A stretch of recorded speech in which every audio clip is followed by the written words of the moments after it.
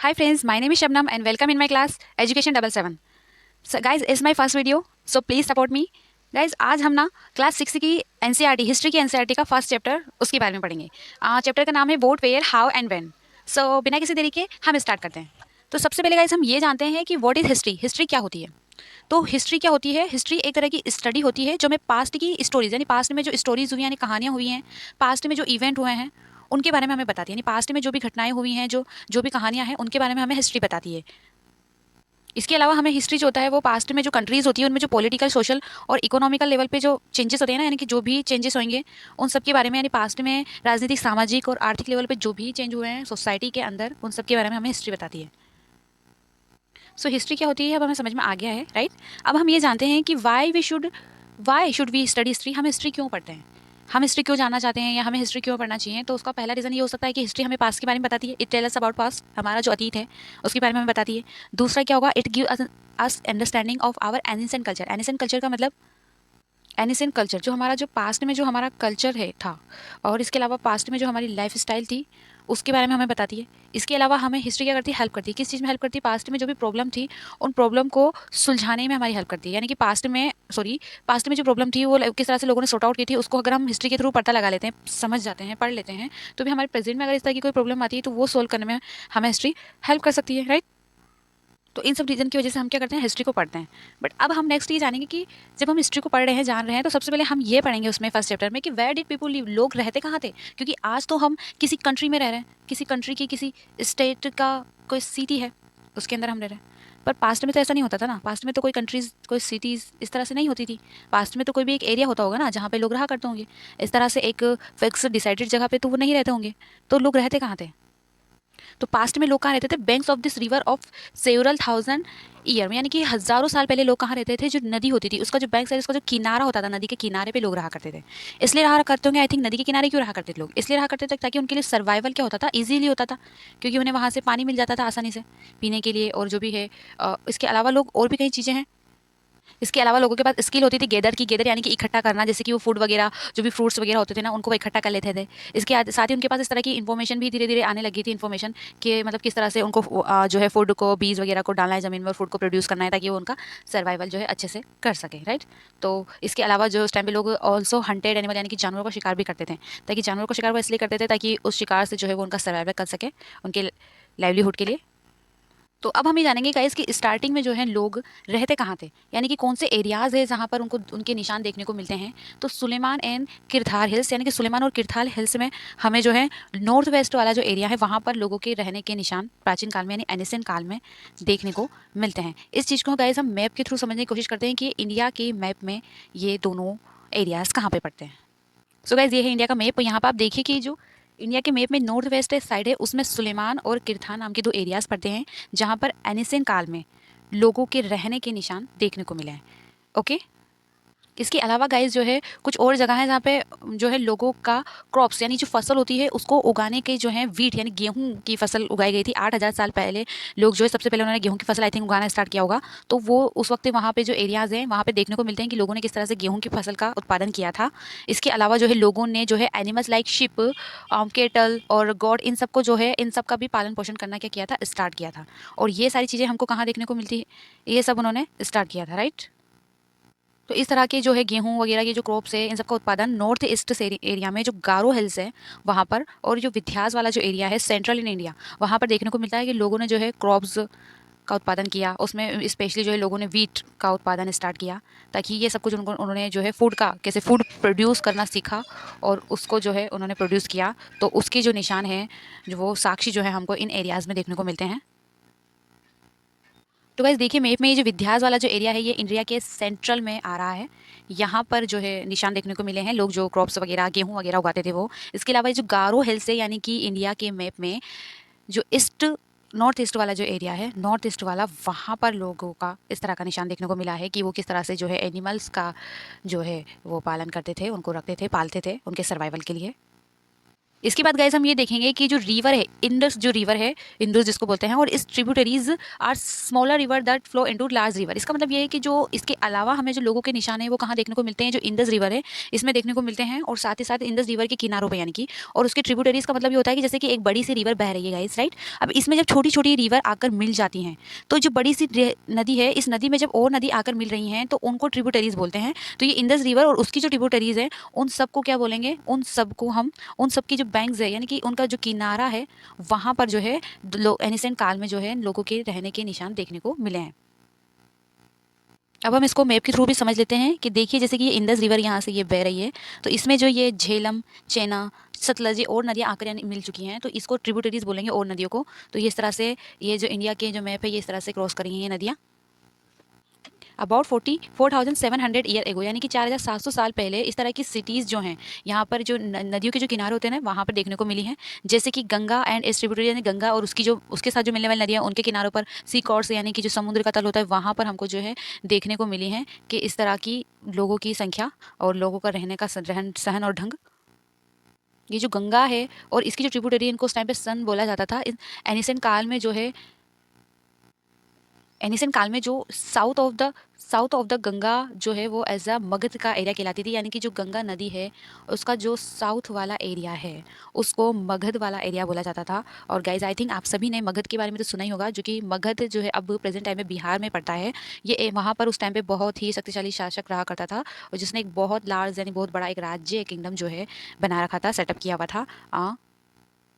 So guys Dhanananda नाम का जो एक रूलर होता था वहाँ पर उन्होंने जो है मगध में पूरा का पूरा सेटअप उनका किया हुआ था। और वो जो है वो गंगा के वाले जो एरिया है वहाँ पर हमें देखने को मिलेगा। गंगा का जो साउथ वाला एरिया है ना वहाँ पर हमको देखने को मिलेगा ये वाला राज्य, जो अभी प्रेजेंट टाइम में बिहार में पड़ता है। और ये तो आपने सुना ही होगा मगध के बारे में, जो वहाँ का जो शासक है धनानंद और चंद्रगुप्त और चाणक्य से रिलेटेड स्टोरीज आप सभी ने सुनी होंगी, तो ये उसी से रिलेटेड है। सो गाइस अब तक हमने जाना कि लोग कहाँ रहते थे, कहाँ कहाँ लोग रहते थे। इसके अलावा जो है लोग के निशान जो एरियाज थे वो हमने पढ़े। बट अब हम ये पढ़ेंगे कि गाइज आज के यानी कि प्रेजेंट टाइम पे हम एक ही जगह पर, एक सिटी में, एक स्टेट में जो है रहते हैं, बट उस टाइम पे ऐसा नहीं होता था। लोग एक जगह से दूसरी जगह मूव करते थे।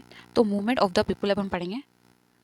तो कैसे हम ये जानेंगे कि पीपल जो है travel from one part two another, तो लोग एक जगह से दूसरी जगह पर ट्रेवल क्यों करते थे, यानी एक जगह से दूसरी जगह पर वो क्यों जाते थे, क्यों ही वो एक ही जगह नहीं रहते थे, क्यों वो मूव करते थे।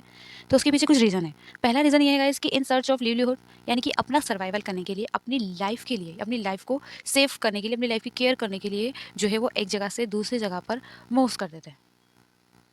तो ऐसा इसलिए होता था, ऐसा वो मूव इसलिए करते थे क्योंकि जैसे उन्होंने एक जगह पर उनका फूड है या जो भी खाना है मान लो फिनिश हो गया, वो ख़त्म हो गया, तो फिर वो अपने सर्वाइवल के लिए क्या करते थे, आगे मूव करते थे। फिर आगे वो एक एरिया बनाते थे और वहाँ पर फिर वो रहना स्टार्ट करते थे। इसके अलावा दूसरा रीज़न ये है कि to escape from natural disaster, यानी कि जो नेचुरल लेवल पे जो डिजास्टर्स हैं, यानी कि जो आपदाएं हैं, प्राकृतिक तौर पे जो आपदाएं हैं, अगर इस तरह की कोई आपदा आती थी तो फिर वो एक जगह से दूसरी जगह खुद को सेव करने के लिए, अपनी लाइफ को सेव करने के लिए वहाँ से मूव कर लेते थे। थर्ड रीजन का religious teacher work from one place to another, यानी कि जो लोग होते हैं जो रिलीजन यानी कि धर्म के बारे में जो लोग ज्ञान देते थे, वो एक प्लेस से दूसरे प्लेस पर ही जाएंगे, तभी जाके जो उनका धर्म होगा वो पूरे एरिया में स्प्रेड होगा। तो वो एक प्लेस से दूसरे प्लेस पे जाया करते थे। तो इस तरह के लोग भी जो है एक जगह से दूसरी जगह पे मूव करते थे। इसके अलावा guys movement of adventure and discoveries, यानी लोग नई नई तरह की डिस्कवरीज करने के लिए भी एक जगह से दूसरी जगह पर मूवमेंट करते थे। These movement of people and is our culture tradition, यानी कि इस तरह की लोगों का एक जगह से दूसरी जगह पे मूव करने से ही जो है हमारा जो आज जो कल्चर हमें देखने को मिलता है, जो अलग अलग एरिया के हिसाब से या अलग अलग स्टेट के हिसाब से आपने देखा होगा तो कल्चर बदलता है। तो इस मूवमेंट की वजह से ही आज वो कल्चर जो है अलग अलग एरिया में अलग अलग तरीका है और अलग अलग तरीके से वो कल्चर जो है फैला है। गैस अब इंडिया को तो आप जानते हैं कि हमारे इंडिया में बहुत सारे तरीके के रिलीजन भी हैं और वो अलग अलग एरियाज़ के अकॉर्डिंग जो है कल्चर को फॉलो किया जाता है। तो ये इस वजह से ही था क्योंकि मूवमेंट जब एक व्यक्ति दूसरे जगह से करता था तो उन लोगों से वो अपना कल्चर शेयर करता था, जैसे कि उनका कल्चर क्या है, वो खाना कैसे बनाते हैं, वो म्यूजिक कैसे कंपोज करते हैं, म्यूजिक कैसे बनाया, या कई तरह के न्यू आइडियाज़ जो उनके होते थे वो एक्स पीपल, एक इंसान जो है दूसरे इंसान से शेयर करता था, राइट। तो इनका जो शेयरिंग वाला तरीका है इस वजह से ही कई तरह की न्यू न्यू और जो है डिफरेंट जो आज हम कल्चर देखते हैं वो इसी वजह से है, क्योंकि लोग एक जगह से दूसरी जगह मूव करके उन चीज़ों को शेयर किया करते थे।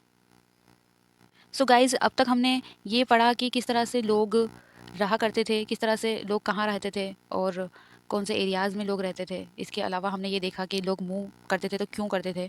अब ये देखेंगे हम नेम्स ऑफ द लैंड, यानी कि जो एरियाज़ होते थे, जैसे कि हमारा इंडिया है तो इंडिया भी एक एरिया में आ रहा है, एक लैंड में आ रहा है, एक ज़मीन में आ रहा है, तो इंडिया का नाम कैसे रखा गया इस बारे में हम जानेंगे। तो हम देखते हैं कि guys two word the we often use for our country India and Bharat. हम हमारी कंट्री के लिए दो शब्द अक्सर यूज़ करते हैं, इंडिया और भारत, राइट। तो ये इंडिया और भारत जो वर्ड है, इसको अगर हम संस्कृत से बोले, संस्कृत लैंग्वेज से आया है, जिसका मतलब होता है इंडस से ये बना है और इसका मतलब होता है सिंधु। तो उस टाइम पे जो गाइस ये ईरानी और जो ग्रीस जो एरियाज के जो लोग होते थे वो जो हैं, तो जो ईरानी और ग्रीक लोग होते थे वो 2500 साल पहले जब आए थे, तो वो जो नॉर्थ वेस्ट वाले इंडिया के जो नॉर्थ वेस्ट वाले एरिया में रहते थे, तो वो जो है इंडस वाले वर्ड से, यानी कि इंडस वर्ड से फेमिलियर थे, यानी इंडस वर्ड वो बोलते थे। तो कभी वो इसको इंडोस, कभी इंडोस नाम से पुकारा करते थे। और east of the river was called, यानी कि जो, जैसे कि मैंने आपको बताया कि रिवर के बैंक्स यानी रिवर के किनारे पे लोग रहा करते थे, तो ईस्ट वाला जो एरिया हुआ था रिवर का, रिवर के किनारे का, उसको उस समय पे इंडिया कहा जाता था। तो लैंड हमारी इंडिया, हमारी जो लैंड है उसका नाम इंडिया कैसे रखा गया उस बारे में हमने जाना, और कौन से एरिया को उस वक्त इंडिया कहा जाता था, ईस्ट वाले एरिया को इंडिया कहा जाता था। ठीक है गाइस। द नेम भारता was use group of people वो लिव्ड नॉर्थ वेस्ट एरिया, यानी कि जो नॉर्थ वेस्ट एरिया में जो लोग रहते थे, उस एरिया के लोगों जहाँ रहते थे उस एरिया को भारत के नाम से, भारता के नाम से पुकारा जाता था। और ऋग्वेद में भी इसका मेंशन है, जो वेद है उसमें भी इस चीज़ का मेंशन किया गया है, इस चीज़ के बारे में बताया गया है। अब हम ये पढ़ेंगे कि finding out about the past, यानी कि हमें पास्ट के बारे में कैसे पता चलता है। हमने ये तो बता दिया कि हमें पास्ट से क्या क्या पता चलता है, राइट। हिस्ट्री से हमें लोगों की लाइफ के बारे में पता चल रहा है, लोगों के रहने का ढंग हमें पता चल रहा है, लोग कहाँ पर रह रहे हैं ये हमें पता चल रहा है। बट हम पास्ट के बारे में जानते कैसे हैं, यानी पुरानी जो भी एनिसेंट काल में क्या हुआ था ये हमें कैसे पता, तो वो हम देखते हैं। तो guys there are several ways to finding about the past, ऐसे कई तरीके हैं जिनसे हम पास्ट के बारे में जान सकते हैं। जैसे कि एक तरीका है रेड बुक्स व रिटन लॉन्ग एगो, यानी कि बहुत पुराने टाइम में जो है, लॉन्ग बहुत पुराने टाइम में कुछ बुक्स लिखी गई थी, उन बुक्सों को पढ़कर हम पास्ट के बारे में पता लगा सकते हैं कि पास्ट में क्या हुआ था, कैसे हुआ था, कहाँ हुआ था, लोग कैसे थे, कल्चर कैसा था वहाँ का। इन सब के बारे में हम पास्ट की जो बुक्स होती हैं, पास्ट में जो बुक्स होती हैं उनको रीड करके हम इसका पता लगा सकते हैं।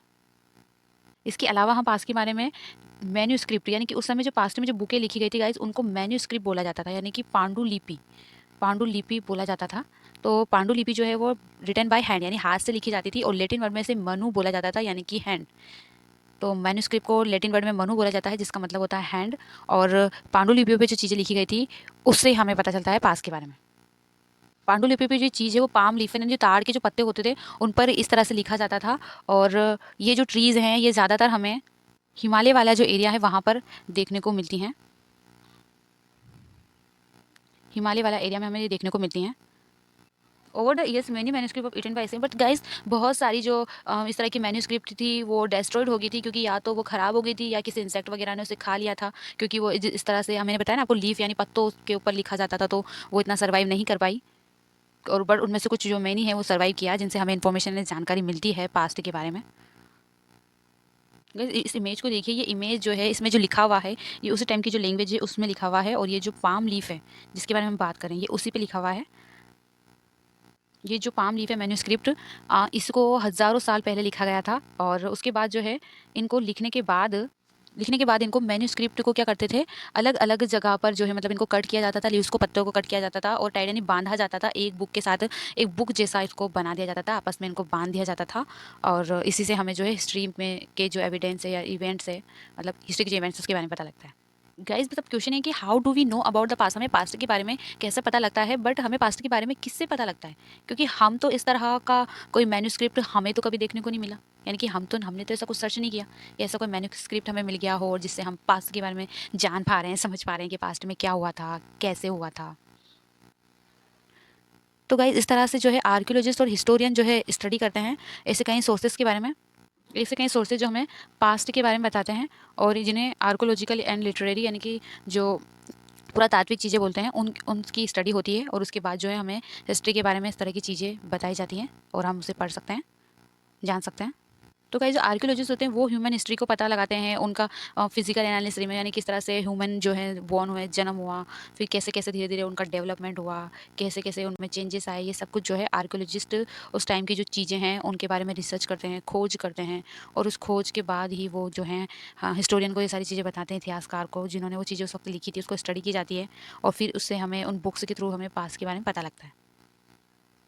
आर्कियोलॉजिस्ट जो होते हैं गाइस वो कई तरह के सोर्स, जैसे कि मोनूमेंट्स, आर्टफैक्ट, इंस्क्रिप्शन एंड कॉइन्स, ऐसे कई सोर्स हमें पास्ट के देखने को मिलते हैं जो आर्कियोलॉजिस्ट फाइंड आउट करते हैं, जिनके द्वारा हमें पास्ट के बारे में पता चलता है। ये जो मोनूमेंट्स है गाइस, मोनूमेंट्स का मतलब ये होता है, तो गाइज ये जो मोनूमेंट्स होते हैं, आर्टफैक्ट होते हैं, लिखा जाता था उनकी लैंग्वेज में, उसको पढ़कर जो है हम पास्ट के बारे में जानकारी प्राप्त कर सकते हैं। आर्टफैक्ट यानी कुछ कलाकृति, यानी कुछ तरह की जो डिज़ाइन वगैरह ड्रॉ की जाती थी उसमें पास्ट के बारे में जो हमें बता सकें, उन डिज़ाइन के थ्रू भी हम पता लगा सकते हैं कि पास्ट में क्या हुआ था, किस तरह से हुआ था।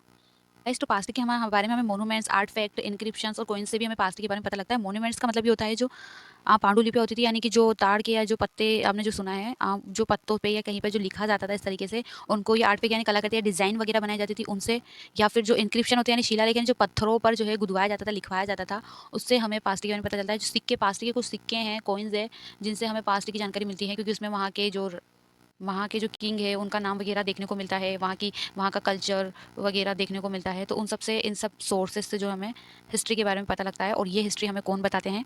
ये हिस्ट्री हमें आर्कोलॉजिस्ट यानी पुरातत्ववेत्ता जो है वो सर्च करते हैं, और वो हमें ऐसा बताते हैं। और हिस्टोरियन जो इतिहासकार होते हैं वो इसे बुक में लिखते हैं फिर, और स्टडीज़ करते हैं इस बारे में।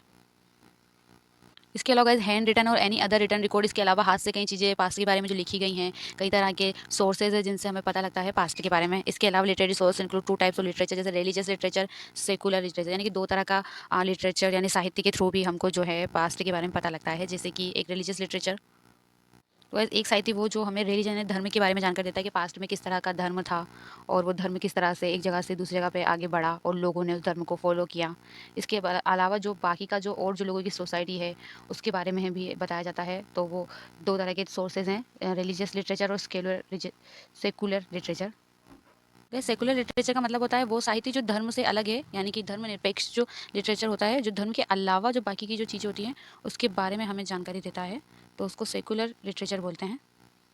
इसके अलावा गाइज हमें जो है, इसके अलावा the study of remains of building made of stone, यानी कि पत्थर की और ईंटों की जो बिल्डिंग्स बनाई गई थी उन पे जो पेंटिंग है, उन पेंटिंग स्कल्पचर से हमें पता जानने को मिलता है पास्ट के बाद। दी एल्सो एक्सप्लोर द एक्सकेटिव इसके अलावा जो है उन्होंने अंदर जो है पृथ्वी के अंदर खुदाई की, और वहाँ पर उन्हें खुदाई में जो है कुछ टूल्स, कुछ वेपन हथियार, कुछ पोर्स यानी घड़े, पेन और ऑर्नामेंट्स यानी कि जो गहने वगैरह होते हैं, और जो कॉइन्स यानी कि सिक्के वगैरह होते हैं, वो सब जो है आर्कोलॉजिस्ट को देखने को मिले। उन्होंने उसको सर्च किया जो हमें पास्ट के बारे में बताता है। देखिए गाइस, ये जो इमेज है ये हमें जो है पास्ट की, ये इंस्क्रिप्शन है एक तरह का। देखिए गाइस, ये जो इमेज है ये इंस्क्रिप्शन है, यानी कि शिलालेख है, यानी पत्थर पर लिखा गया था। और उसको अगर उसकी एक लैंग्वेज में, जिसे हिस्टोरियन, इतिहासकार और आर्कोलॉजिस्ट जो है पढ़ने की कोशिश करते हैं, समझने की कोशिश करते हैं कि क्या लिखा हुआ है, और उसके अकॉर्डिंग वो है हिस्ट्री के बारे में हमें जानकारी देते हैं। तो गाइज़ ये जो शिलालेख है, ये दिस इंक्रिप्शन, ये कम से कम 2250 साल पुराना है गाइज़। और ये अगर देखा जाए तो ये हमें गांधार वाला जो एरिया है, जो प्रेजेंट डे में अभी अफ़गानिस्तान में आता है, उस एरिया में जो है ये वाला इंस्क्रिप्शन देखने को मिला है। और जहाँ पर उस टाइम में जो है अशोका का राज्य हुआ करता था। ओके, इस तरह के पोर्स यानी घड़े और इस तरह के जो कॉइन्स है वो भी पास्ट में जो है हमारे आर्कियोलॉजिस्ट को मिले हैं, जो हिस्ट्री के बारे में हमें पास्ट के बारे में बताते हैं। तो गाइज़ ये जो पोर्ट है कम से कम 4700 साल पुराना है। और इसके अलावा जो ये राइट में हम कॉइन्स जो हैं, सिक्के, ये भी 2500 साल पुराने हैं लगभग, जो हमें पास्ट के इवेंट से रिलेटेड जानकारी देते हैं।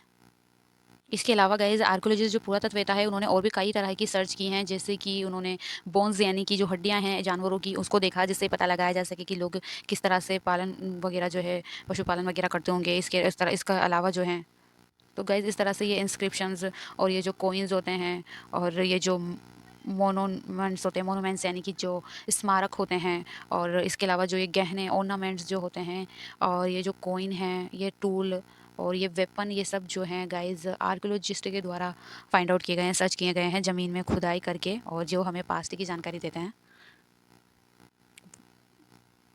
वन पास्ट और मेनी, यानी कि पास्ट एक तरीके का है या फिर बहुत तरीके का होता है। तो गाइज ये तो एक नॉर्मल सा क्वेश्चन है कि पास्ट एक तरीके का तो नहीं हो सकता है, क्योंकि पास्ट तो जो कल जो भी बीता वो सब कुछ पास्ट हो गया। अगर आपने कल जो भी खाना खाया, आप कहीं पे घूमने के लिए गए, या फिर सरकार ने क्या किया या बच्चे क्या कर रहे हैं, तो ये सब कुछ तो गाइज पास्ट में आ रहा ना। यानी पास्ट तो कई तरीके का होता है, बट हम स्टडी किसकी करते हैं? हम स्टडी उनकी करते हैं ना जो हमें किसी कल्चर के बारे में बताए, जो हमें सोसाइटी से कनेक्ट करें, राइट। उस तरह के चेंजेस जो न्यू थे उस टाइम पे और अब हम उन्हें जाने, राइट। तो गाइज पास्ट जो है ना वो एक से ज़्यादा टाइप का है, यानी मेनी टाइप का हो सकता है। क्योंकि गाइज आपने अगर नोटिस किया हो तो हमारी जो बुक है पास्ट, उस बुक का टाइटल है आवर पास्ट। यहाँ पे जो पास्ट है वो कैपिटल लेटर में उसको बनाया गया है, एस लगाया गया है उसके पीछे, प्लूरल उसे बनाया गया है। तो ऐसा प्लूरल फॉर्म में से ड्रॉ किया गया है। क्यों किया गया है? क्योंकि पास्ट जो है वो डिफरेंट टाइप का होता है। हम पास्ट PAST नहीं बोल सकते, पास्ट एक तरीके का नहीं है guys. PAST sorry guys, PASTS यानी कि जो है पास्ट एक से ज़्यादा तरीके का होता है। तो क्योंकि पास्ट में हर वो चीज़ आ जाएगी जो कल यानी कि भूतकाल में होती है, राइट। तो इसलिए यहाँ पर पास्ट के पीछे एस लगाया गया है, जो ये शो करती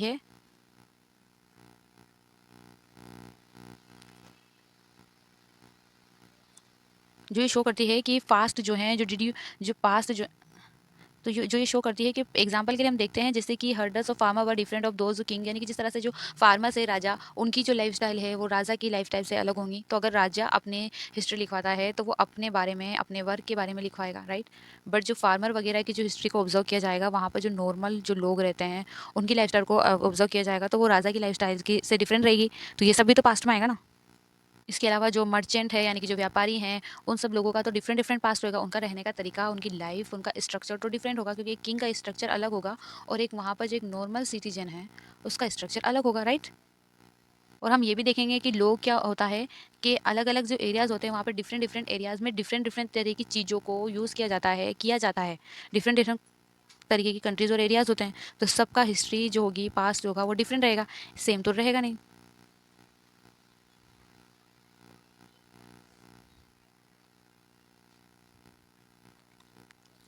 गाइस एक पास्ट तो हम लोगों का कल्चर के बारे में पढ़ रहे हैं, लोगों के कल्चर के बारे में हम पढ़ रहे हैं, लोगों की लाइफस्टाइल के बारे में हम पढ़ रहे हैं, लोग क्या खा रहे हैं, क्या पी रहे हैं, कैसे रह रहे हैं, लोगों के घर कैसे, इस बारे में पढ़ रहे हैं। तो दूसरा पास्ट गाइस इस तरह का भी तो रहेगा ना, जो हमें किंग्स और बैटल यानी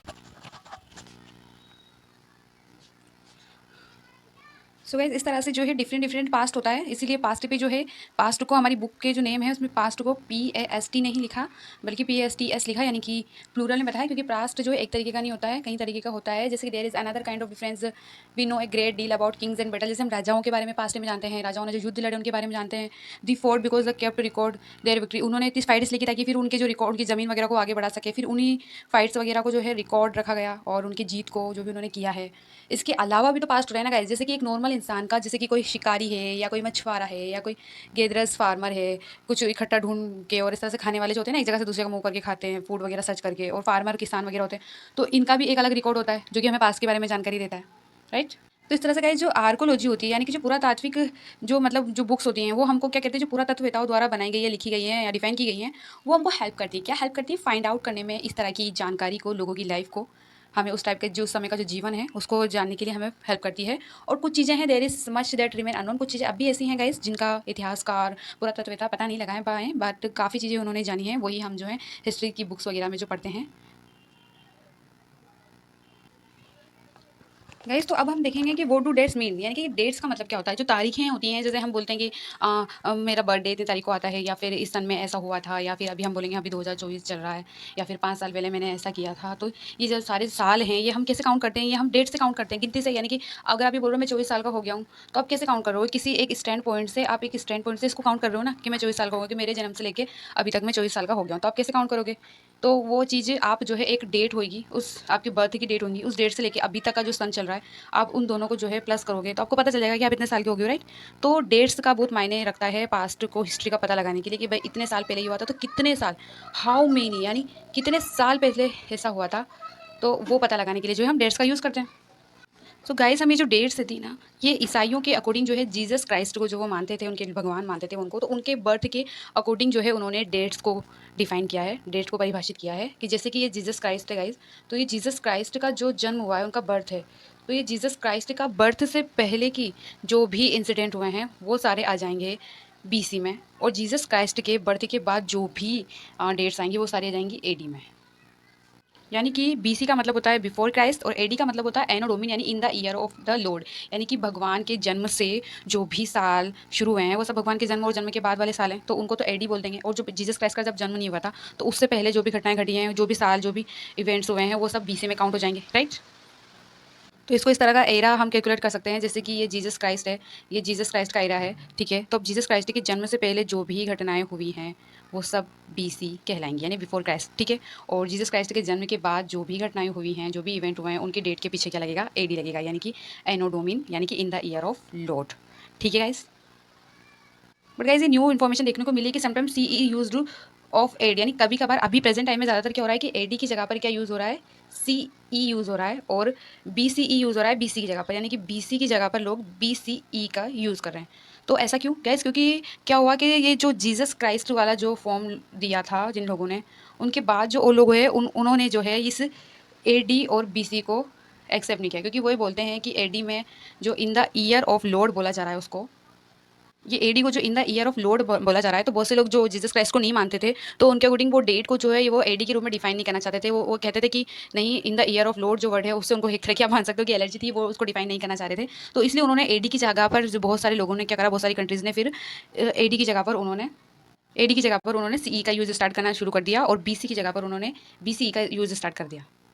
तो जिन लोगों ने एडी को और बीसी को एक्सेप्ट नहीं किया, उन्होंने एडी की जगह पर रख दिया सीई को, और बीसी की जगह पर उन्होंने रख दिया बीसीई को। तो हम अब इनकी फुल फॉर्म भी जान लेते हैं कि इनकी फुल फॉर्म क्या है। तो ये जो सीई है इसको हम कॉमन एरा बोलेंगे, और जो बीसीई है इसको बिफोर कॉमन एरा बोलेंगे। यानी कि ये जीसस का इसका जो जन्म है इसमें बीसी और एडी आ रहा था, राइट। तो अब यहाँ पर बीसी की जगह पर हमने लिख दिया बीसीई, और एडी की जगह पर हमने लिख दिया सीई।